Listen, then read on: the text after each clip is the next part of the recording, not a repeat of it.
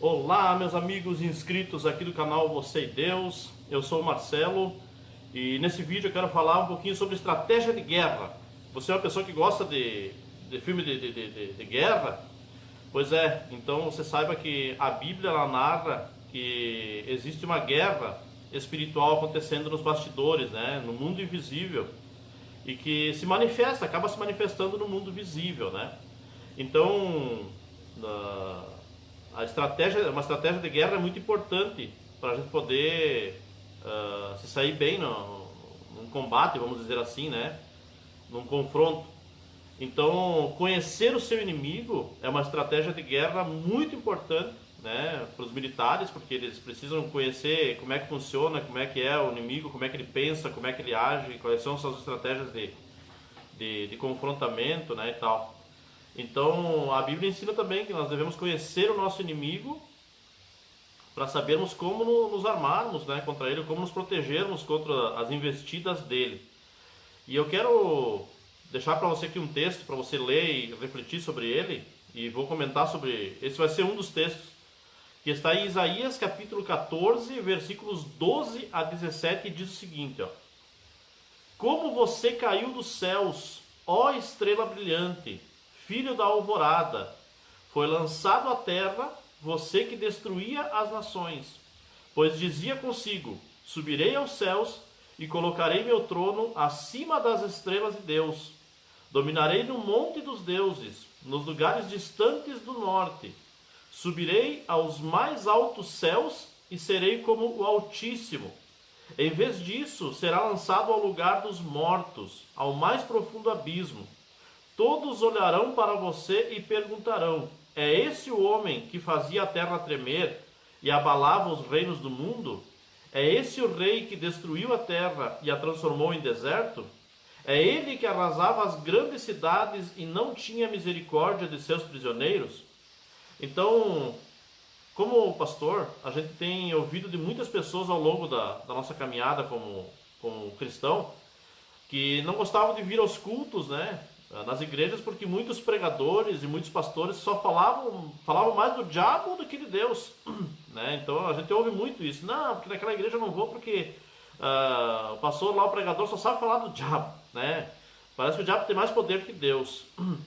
E essas pessoas não estão erradas, é verdade. As pessoas às vezes têm igrejas que acabam exaltando mais a Satanás do que Deus e o seu poder, né? A sua grandeza. Elas não estão erradas. Mas só que a questão diabo, Satanás, queridos, ela é uma questão bíblica, tá? Ele é o adversário da obra de Deus. Eu não vou dizer que é adversário de Deus porque Deus é todo poderoso, ele criou, né, este anjo que acabou caindo, nós vamos ver aqui no nosso estudo.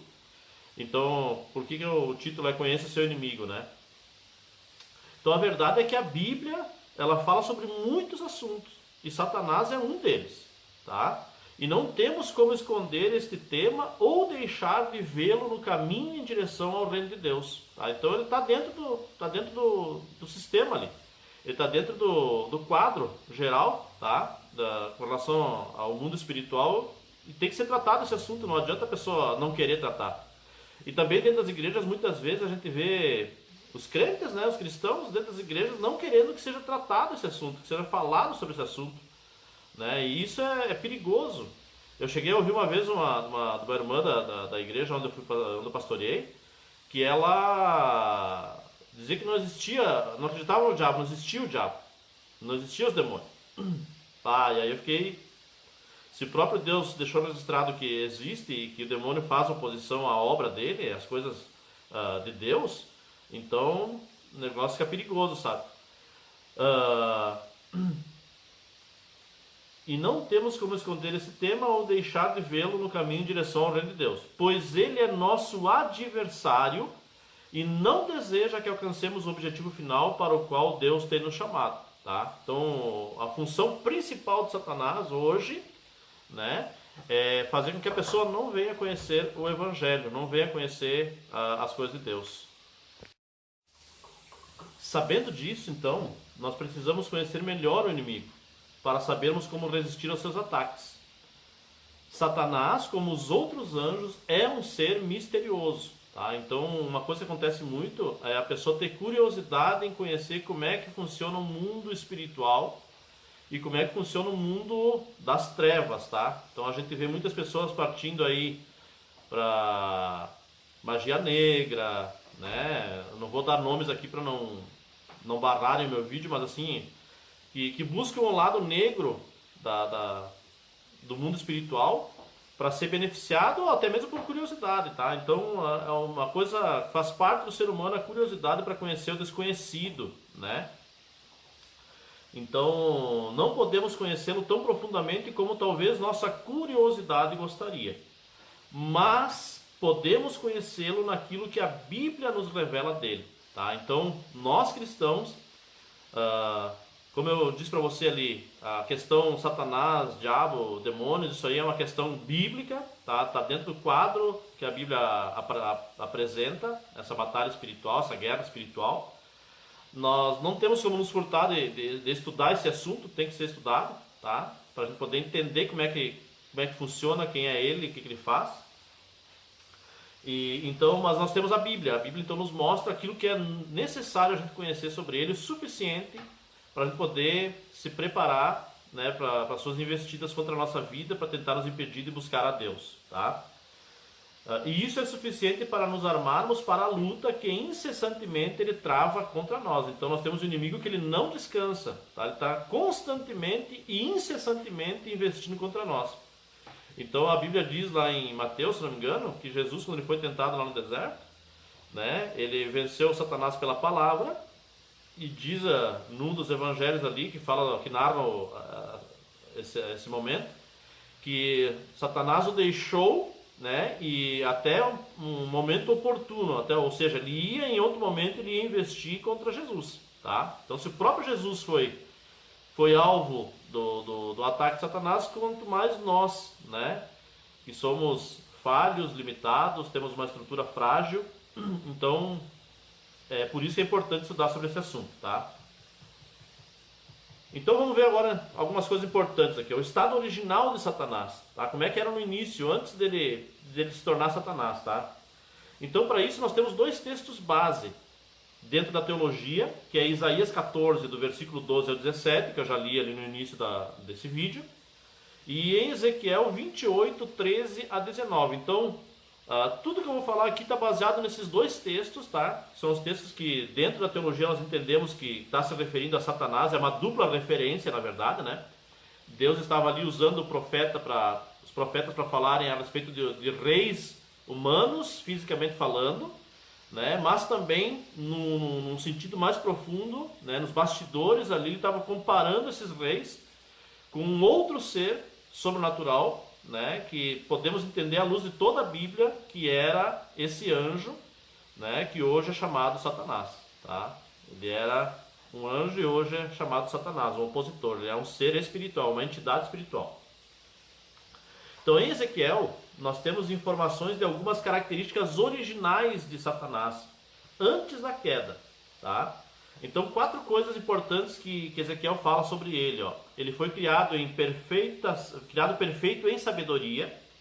Ele foi colocado num ambiente de glória, né? Ele ali ao redor do trono de Deus. Ele era ungido e ocupava uma alta posição, tá? Querubim ungido, diz o texto ali. Então ele ocupava uma alta posição hierárquica no mundo angelical. E ele tinha uma conduta perfeita.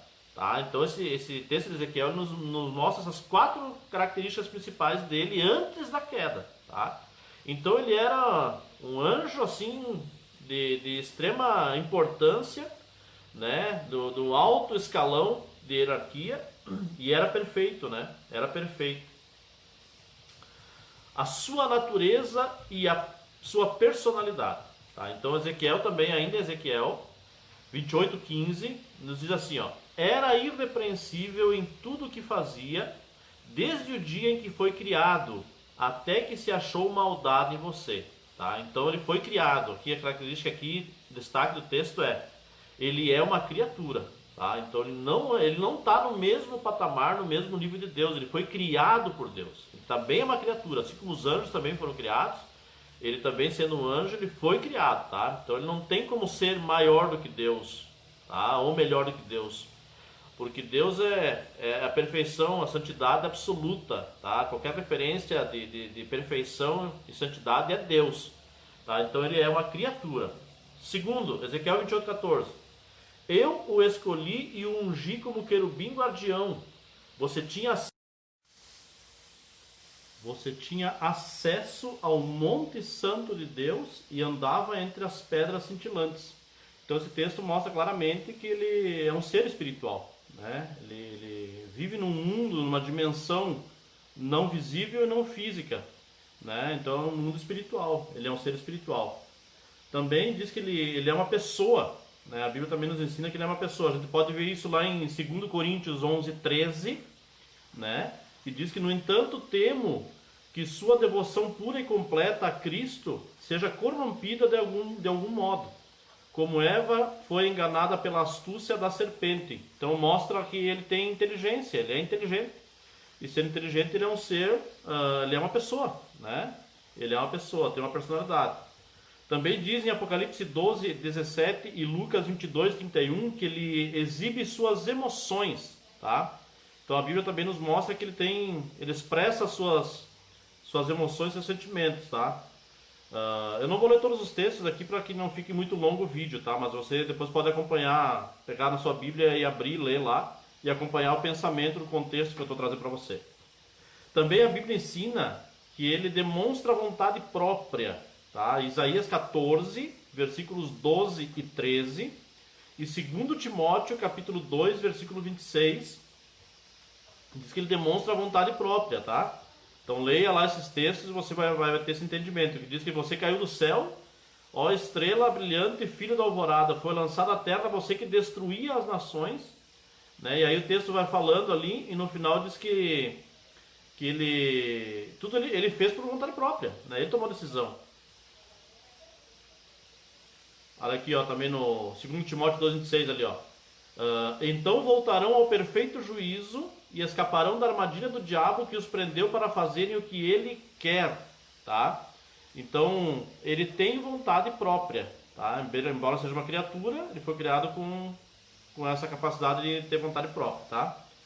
Também a Bíblia ensina que ele é um ser moral e irresponsável, tá? Mateus 25:41 diz que ele é responsabilizado pelos seus atos. Olha ali, ó.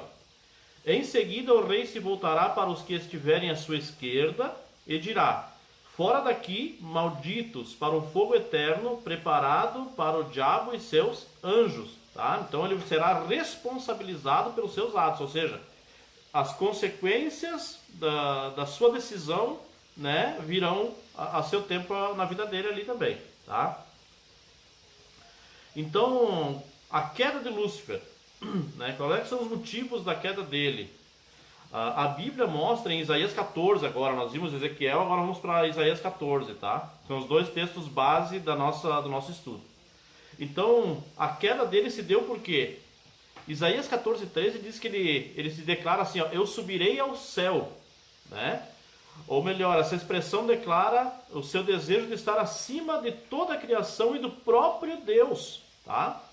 Então, Deus declarando ali em Isaías, né? Então, os motivos da queda foi que ele se exaltou acima de Deus, ele se achou melhor do que Deus. Isaías 14:13 ainda diz assim, acima das estrelas exaltarei o meu trono, tá? Das estrelas de Deus exaltarei o meu trono, ou seja, ele se desejava se colocar acima de todos os anjos, pois estrelas nesse texto parecem indicar anjos, tá? Isso a gente pode conferir também em Jó 38:7, Judas 13 e Apocalipse 12:4, que o texto aqui falando sobre estrelas se refere a anjos, tá? Então, confirmação do contexto, tá? Também em Isaías 14:13 ainda diz que no monte da congregação me assentarei nas extremidades do norte. O que isso significa? Demonstra a ambição dele de se colocar como governante de todos os povos no lugar de Deus. Por isso a palavra anticristo, depois a gente vai ver num outro estudo, né? Por que anticristo? Por que virar um anticristo? O anticristo é aquele que quer se colocar no lugar de Deus, né? Ou contra Deus, tá? Então o mundo está sendo preparado, né? O sistema está sendo preparado para a chegada desse anticristo.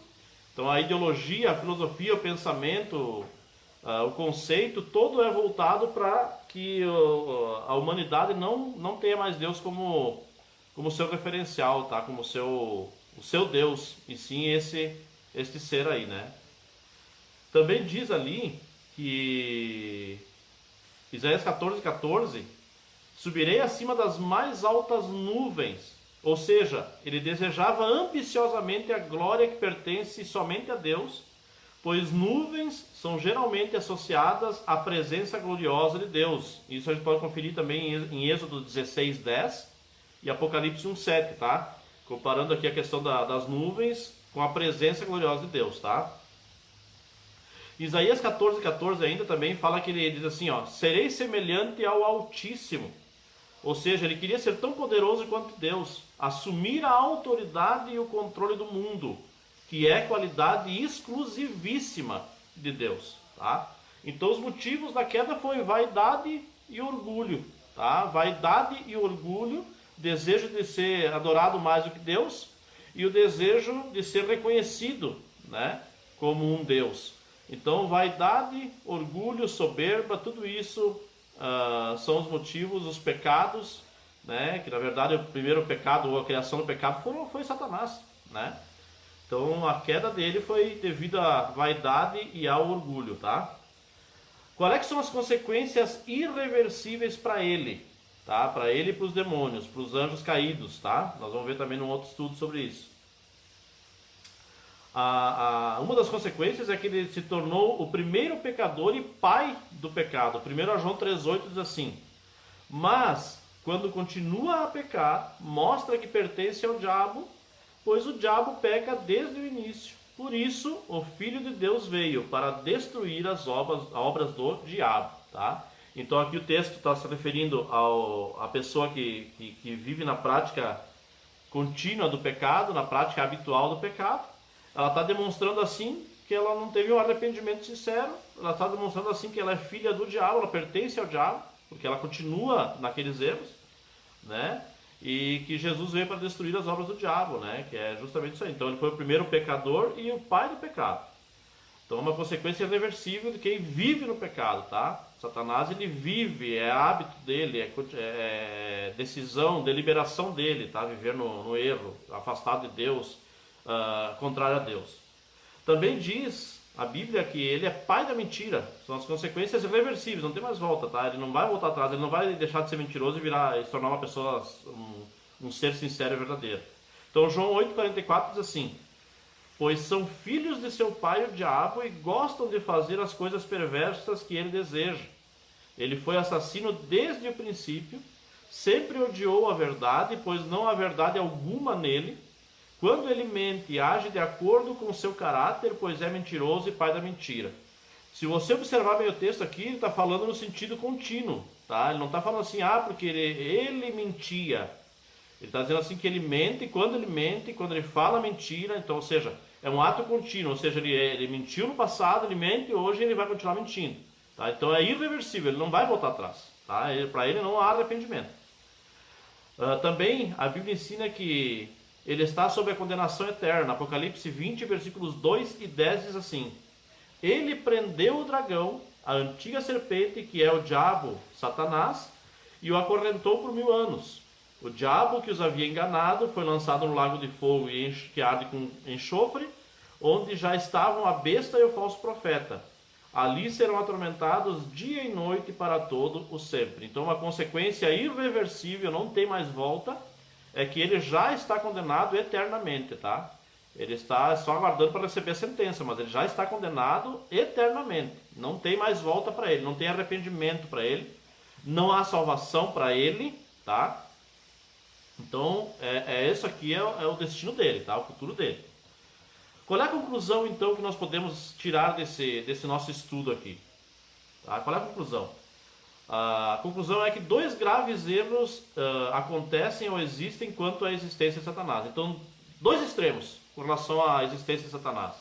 Ou as pessoas negam a sua existência real. Não existe o diabo, não existe. Isso é coisa criada da religião, isso é coisa da tua igreja, isso é coisa da Bíblia. Mas não existe Satanás, tá?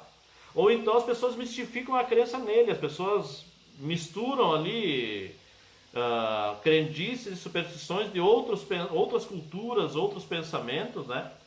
Para criar coisas em cima de Satanás que não proferem, tá certo? Então, quando a pessoa nega a sua existência real, o que ela está querendo dizer, cara? Ela considera uma espécie de força negativa da mente. É um pensamento que existe, tá? Uma de suas táticas é fazer com que as pessoas não acreditem que ele existe. E isso é verdade, tá? Então, uma das suas táticas é fazer com que as pessoas não acreditem que ele existe, tá? Eu ouvia muito antigamente que dizia assim, o maior milagre do diabo é fazer com que as pessoas não acreditassem nele, que ele existisse. Porque daí ele pode agir nas escondidas, nas escuras, né? O maior ninja que existe, o ninja era aquele assassino que trabalhava nas sombras, né? No período feudal. Então ele é o maior ninja que tem. Ele trabalha na sombra, ele trabalha nas trevas, na escuridão, né? Ninguém percebe ele e aí ele faz todo tipo de artimanha lá. E se ele não é levado a sério, por consequência, o pecado também não é. Então, a pessoa que acredita que ele não existe, também não vai ter limites também para a questão do pecado. Não vai existir um conceito moral, né? Uma questão de moralidade. Tudo pode, tudo pode. Né? Por quê? Porque se não existe o diabo, não existe condenação, não existe pecado. Tá? Essa é a verdade. Então é perigoso a pessoa acreditar dessa maneira. Tá? Segundo, mistificar a crença nele, ou seja, tratando-o como uma energia ou figura espiritual, tá?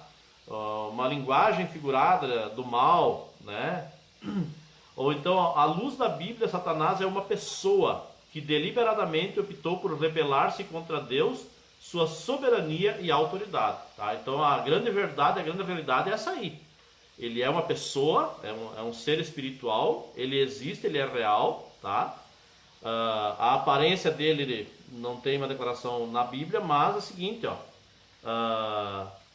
ele deliberadamente decidiu rebelar-se contra Deus, a sua soberania e a sua autoridade, tá? Então ele é oposição a Deus ferrenho, tá? Ele é oposição ferrenha a Deus. Claro que a gente sabe que ele não tem poder para confrontar Deus nesse sentido, mas o que ele puder fazer, enquanto ele ainda não está condenado no sentido de receber a sentença, é tentar colocar as pessoas contra Deus. Então é isso que ele vai fazer nos últimos tempos também. Ele vai tentar de tudo e está tentando ao longo da história fazer com que o ser humano esqueça, abandone Deus, deixe Deus de lado, né, para adorar a Ele. Essa é a grande verdade. A ideologia, a filosofia de que o homem pode tudo, o homem é um Deus, isso aí tudo é enganação, gente. Nós precisamos totalmente de Deus. Deus é a fonte da vida. Tá? Se não é por Deus, a gente não respira. Se não é por Deus, a gente não levanta pela manhã, a gente não trabalha, a gente não tem saúde, a gente não, né? Não tem nada. Essa é a grande verdade. Se Deus inventar de pescar o olhar para o lado, Ele existe, está vivo e operando para influenciar o mundo a se voltar contra Deus. Tá? Então, a grande realidade, queridos, bíblica, se você quer ser uma pessoa que vive pela palavra de Deus, é que Satanás ele existe, a Bíblia declara isso em todos os momentos, né? E ela fala muito sobre a questão de Satanás, principalmente no Novo Testamento, né? Os demônios. Ele opera, ele está operando, né? Sobre a terra, sobre a vida das pessoas, e a sua influência é para que o mundo, o ser humano, se volte contra Deus. Tá? Então, o que você precisa saber é isso. Você tem um inimigo real que existe, que não pode ser visto, mas que opera, ele age. Tá? Em outro momento nós vamos ver como é que ele age com mais profundidade. Mas ele age. E qual é o objetivo principal, a essência da sua oposição a Deus? É fazer com que Deus seja abandonado pelo ser humano. Né? Que Deus não exista mais no coração do ser humano, que o ser humano não se volte para ele. Tá? Então foi o motivo da queda dele. Então qual é que é a advertência que nós temos aqui no final desse estudo, aqui, dessa reflexão bíblica, sobre conheça o seu inimigo? Né? A advertência a nós seres humanos. As consequências do pecado de Satanás, ou seja, a vaidade, o orgulho, né? O opor-se a Deus, são as mesmas para os homens que não se arrependerem de seus pecados e se renderem ao reconhecimento de Jesus como Senhor e Salvador de suas vidas, tá? Então, ele quer fazer com que o ser humano não entenda que a morte de Jesus na cruz, a vinda de Jesus até este mundo, Deus na forma de homem, né, que viveu entre nós aqui, morreu, ressuscitou, e no terceiro dia ressuscitou e depois voltou aos céus, glorificado, né, e que veio consumar uma obra de salvação do ser humano. Ele não quer que o ser humano entenda isso, tá? Então, 2 Coríntios 4:4 fala bem claramente isso, porque os que estão se perdendo, né, porque o príncipe deste mundo, Deus deste século, cegou o entendimento deles, para que não resplandeça neles, no coração deles, a glória de Deus, né? Então, a luta é na mente, a luta é no coração, a luta é pela alma das pessoas. Então, ele quer que as pessoas não reconheçam, não conheçam a glória de Deus que é manifesta nessa terra na pessoa de Jesus Cristo, tá? Então, fica essa advertência: quem viver dessa maneira, na vaidade, no orgulho, né, e contra Deus, contra a obra de salvação lá de Jesus, essas pessoas aí que não se arrependerem desse pecado e não se renderem a Jesus como Senhor e Salvador, estarão indo também para o mesmo local dele, tá? Para o lago de fogo e enxofre, que diz lá no Apocalipse. Querido, se você gostou desse estudo, dessa reflexão, nos ajude. Compartilhe com o máximo de pessoas possível. Se você ainda não é inscrito no canal, inscreva-se. E deixe também o teu joinha, isso nos ajuda muito para que estes vídeos, essas reflexões, esses estudos cheguem ao maior número possível de pessoas, né? E assim muitas pessoas possam conhecer o Evangelho e os assuntos que são tratados na Bíblia, a Palavra de Deus, a Bíblia Sagrada. Tá? Que Deus te abençoe e até o próximo vídeo.